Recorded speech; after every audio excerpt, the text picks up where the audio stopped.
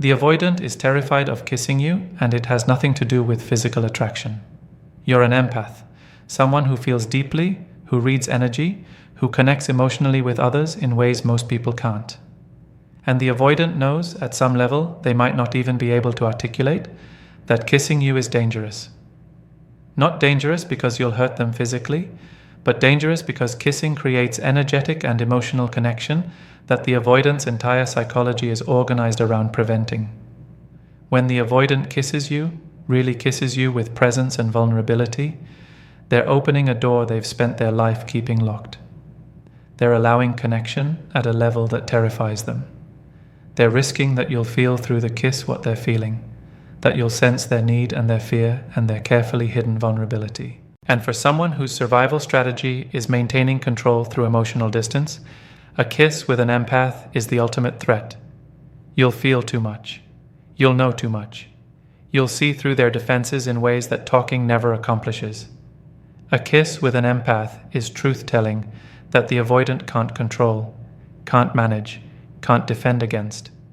And that's why they avoid it, why they make excuses, why they keep physical intimacy perfunctory rather than passionate, why they pull away when kissing starts to feel like it means something. Understanding why avoidants specifically avoid kissing empaths requires understanding what kissing means energetically and emotionally, not just physically. A kiss is not just mouths touching. A kiss is exchange of energy, of emotion, of information that exists beyond words. When two people kiss with presence, they're sharing their internal state. And empaths are particularly attuned to this sharing. You feel what the other person is feeling through the kiss. You sense their emotional state, their level of presence, their degree of genuineness. You can tell through a kiss whether someone is guarded or open, whether they're really there with you or somewhere else mentally, whether what they're showing you matches what they're feeling internally. This capacity of yours to read truth through physical connection is exactly what terrifies the avoidant. They've built their life on performing one thing while feeling another. They present as unbothered while feeling intensely. They act detached while being consumed by fear. They perform control while feeling powerless. And a kiss with you threatens to reveal all of this, to expose the gap between their performance and their reality, to show you the vulnerability they're defending against revealing. The avoidant's worst fear is being fully seen and known by someone whose opinion matters to them. And you, as an empath, as someone they're attracted to enough to be kissing, are exactly the person whose opinion matters. You seeing through them to their real feelings, to their fear and need and vulnerability, means they lose the control that's been keeping them safe. It means they can't maintain their defended identity around you. It means you have information about them that they didn't choose to share, information that makes them vulnerable to being hurt or judged or rejected. The kiss with an empath is the avoidant's worst fear made physical, the fear of being known despite their defenses, the fear of connection they can't control, the fear that their real self will be seen and found inadequate, and so they avoid it. They avoid the kiss, or they kiss in ways that are closed and controlled, or they turn kissing into something mechanical rather than emotional, anything to prevent the energetic and emotional transfer that a real kiss with an empath would create. What empaths sense that avoidants are hiding. When you kiss an avoidant as an empath, you're sensing things they're desperately trying to hide. You feel their fear, the terror underneath their cool exterior, the panic about connection, the hypervigilance about maintaining control. You sense their longing, the part of them that actually wants closeness, despite all their defenses, the need they can't admit to having, the desire for intimacy that conflicts with their self-protective distance. You pick up on their disconnection. Even as they're kissing you, you can feel that part of them isn't really present, that they're monitoring themselves, that they're managing the experience rather than surrendering to it. All of this information comes through the kiss in ways that the avoidant can't prevent if the kiss is genuine, if it's allowed to be what kisses are supposed to be, moments of connection and vulnerability and shared presence. The empath also senses the avoidant's inner conflict during the kiss. You feel them simultaneously wanting to pull closer and wanting to pull away.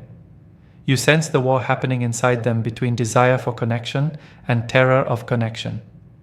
You pick up on the way they're trying to maintain control even in a moment that should be about letting go of control. The internal conflict is palpable to you as empath because you're wired to pick up on emotional states, especially when you're in physical contact with someone. And the avoidant knows this at some level. They've had enough experience with people who can read them to recognize that you're one of those people. They can tell you're seeing more than they want you to see, feeling more than they want you to feel, knowing more than they want you to know. And this recognition makes kissing you dangerous. What empaths sense most acutely is the avoidant's fundamental disconnection from themselves. When you kiss the avoidant, you don't just feel their feelings, you feel their lack of connection to their own feelings. You sense that they're not fully inhabiting their body, that they're observing the kiss from distance rather than experiencing it, that they're performing connection rather than actually connecting. This disconnection from self is disturbing to sense as an empath because it creates emptiness where fullness should be, creates absence where presence should be.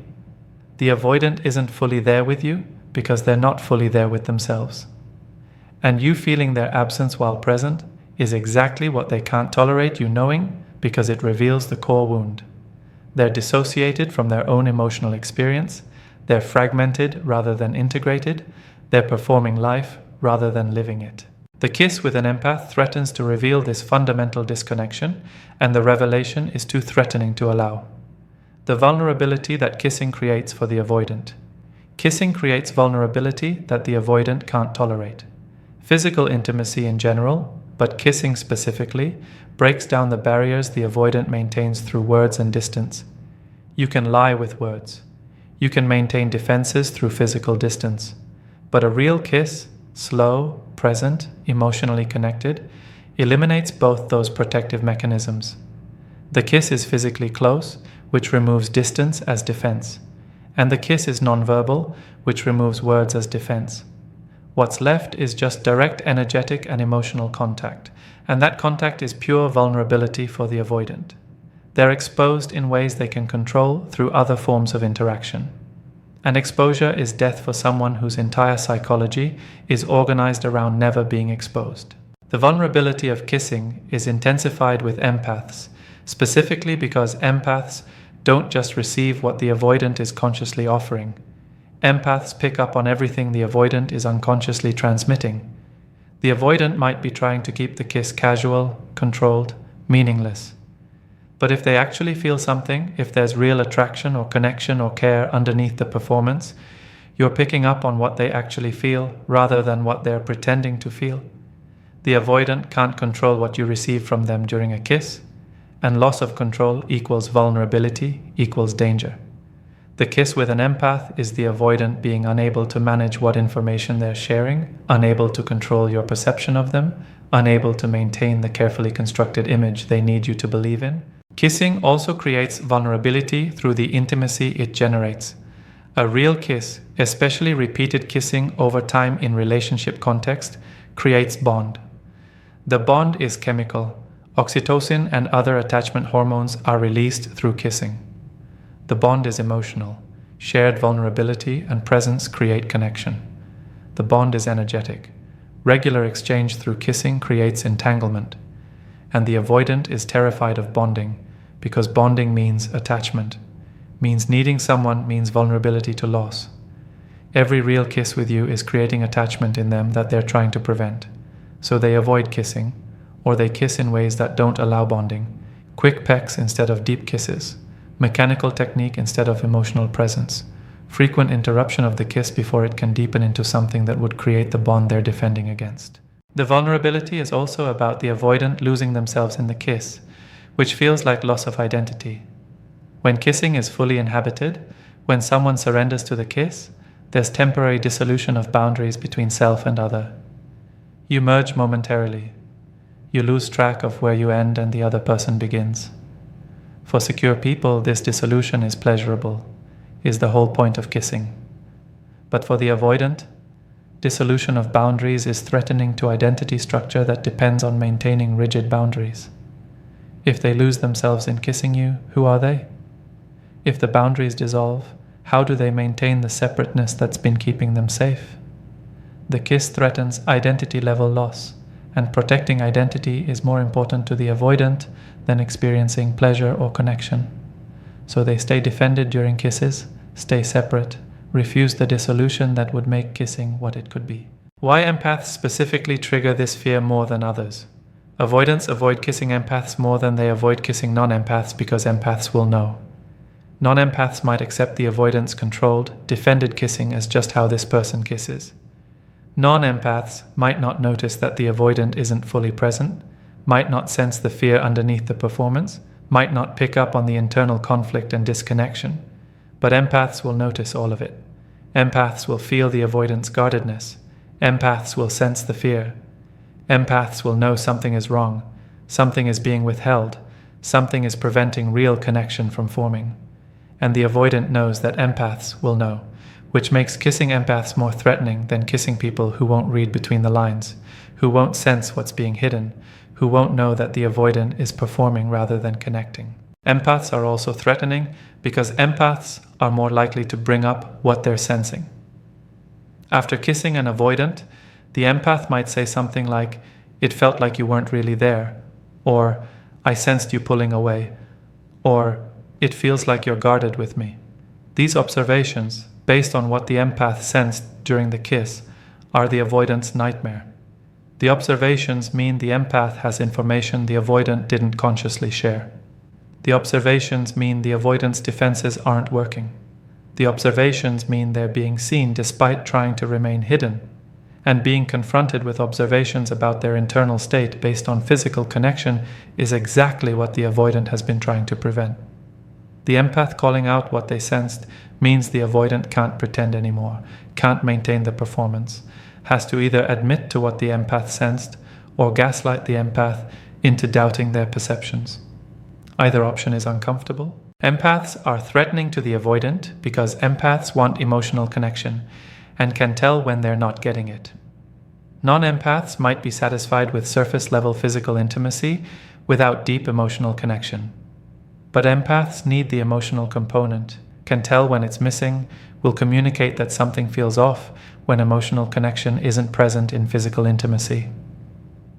The avoidant kissing an empath knows that defended, controlled, emotionally absent kissing won't satisfy you. You'll want more. You'll want the emotional presence they can't provide. You'll want the vulnerability they're withholding. The avoidant knows they can't meet what you need from kissing.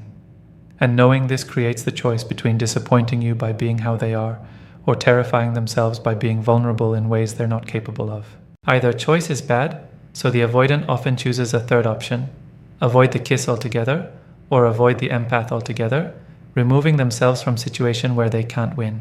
Empaths are also more likely to make the avoidant feel their own feelings, which is something the avoidant has spent their life avoiding. When the empath kisses the avoidant with full presence and emotional openness, the empath's capacity for feeling can crack the avoidant's defended state. The empath's vulnerability can call forth the avoidant's vulnerability. The empath's genuine presence can make the avoidant aware of their own absence. Being with someone who's fully feeling can make it harder for the avoidant to maintain their dissociation from feeling. And this possibility, that kissing you might make them feel things they've been avoiding feeling, is terrifying enough that avoidance of the kiss becomes necessary self-protection. The empath's openness threatens to open the avoidant, and the avoidant is committed to staying closed. The control loss that kissing represents. Kissing with an empath represents loss of control that the avoidant's psychology can't tolerate. Control is the avoidant's primary defense mechanism. They control relationships through distance, control vulnerability through withholding, control outcomes through leaving before they can be left. But kissing someone who can sense your internal state removes control over what information you're sharing. The avoidant can control their words, but they can't fully control the energetic and emotional transmission that happens during a kiss, especially not with someone who's skilled at receiving that transmission. The loss of control over what you're perceiving about them is intolerable, because control is how they maintain safety. Without control, they're vulnerable. Without control, they're exposed. Without control, they're at mercy of your perception and your potential judgment or rejection. The control loss is also about the avoidant potentially losing control over their own feelings during the kiss. If they allow themselves to be present during kissing, if they stop performing and start actually experiencing, they might feel more than they can manage. They might feel how much they actually care about you, how much they actually want connection, how much they're actually affected by you. These feelings are dangerous because feeling them makes them real, and real feelings create real attachment, and real attachment means real vulnerability to loss. The avoidant maintains control by not fully feeling, but genuine kissing with someone who's present and open makes not feeling difficult. The kiss threatens to make them feel, and feeling threatens their entire defensive structure. So they avoid the kiss, or make the kiss so controlled and performative that feeling can't emerge. The control loss during kissing also includes the avoidant not being able to control how you respond to them. When you kiss an avoidant and you sense their fear, their disconnection, their defended state, you might pull away, might look at them with concern, might ask if they're okay. Your response to what you're sensing is something the avoidant can't control, and your response might include seeing them as damaged, as incapable, as less than. The avoidant is deeply afraid of being seen as weak or broken, and your empathic sensing of their struggles during the kiss threatens to reveal exactly that. They can't control whether you'll judge them, pity them, or lose attraction for them based on what you sense. And the inability to control your perception means kissing you is risk they often choose not to take. The kiss also represents loss of control over the pace of intimacy. The avoidant wants to control how quickly intimacy deepens, and they use strategies like creating distance, limiting communication, and managing physical contact to maintain this control. But kissing, when it's done with presence, accelerates intimacy faster than the avoidant can manage. One deeply connected kiss can create more intimacy than weeks of controlled conversation. The avoidant knows this and fears it. They need to keep intimacy development slow and controlled so they can manage their fear response. But kissing you threatens to speed up the intimacy timeline beyond their capacity to manage, which means avoiding or limiting kissing becomes necessary to maintain the control over pacing that their psychology requires. The specific behaviors that reveal the avoidant's fear of kissing empaths. The avoidant's fear of kissing you manifests in specific, observable behaviors that confirm what they're feeling even as they try to hide it. They initiate kissing rarely or never, leaving initiation to you, which allows them to avoid the vulnerability of expressing desire. They keep kisses short, pulling away before the kiss can deepen into something that would create real connection. They kiss with their eyes open, maintaining vigilance rather than surrendering to the experience.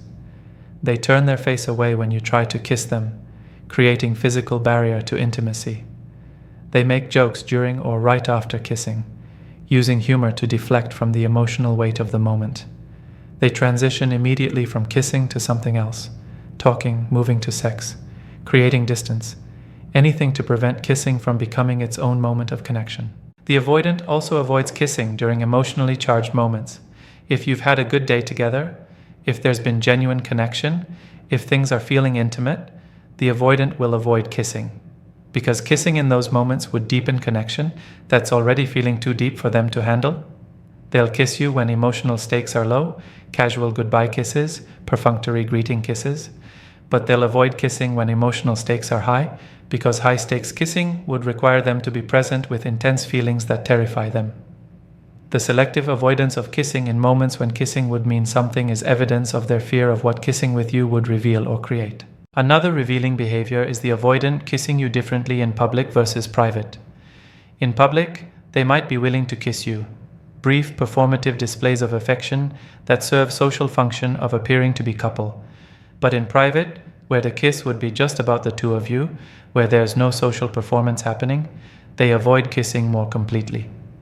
The difference reveals that public kissing is safe because it's performance for others, but private kissing is dangerous because it would be real connection between the two of you. The avoidant is more comfortable performing relationship for audience than experiencing relationship in private vulnerability. The avoidant might also initiate sexual contact while avoiding kissing.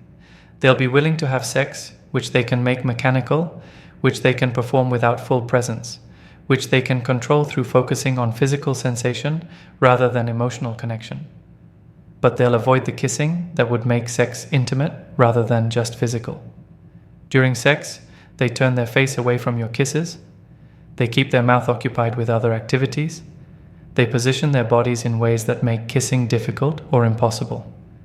The contrast between being willing to have sex and unwilling to kiss reveals that kissing represents emotional intimacy that sex doesn't necessarily represent for them. Kissing is more vulnerable than sex for the avoidant because kissing is purely about connection, whereas sex can be about release without requiring emotional presence. What happens when the avoidant is forced to confront their kissing avoidance? If you directly confront the avoidant about avoiding kissing you, about how they're never present during kisses, about the lack of passion or connection in your physical intimacy, their response reveals the depth of their fear. They might deny there's a problem, insisting that they kiss you plenty, that you're imagining the lack of presence. The denial is gaslighting designed to make you doubt your accurate perceptions, to make you question the empathic information you're receiving, to protect them from having to acknowledge their fear. They might turn it around on you, suggesting you're too demanding about physical affection, that your need for passionate kissing is excessive, that you're making too big a deal out of something small. The reversal is defensive, an attempt to make you the problem so they don't have to face themselves as the problem. The avoidant might also respond by creating distance after the confrontation. Bringing up the kissing avoidance is bringing up their fear, is pointing to their vulnerability, is seeing them in ways they don't want to be seen.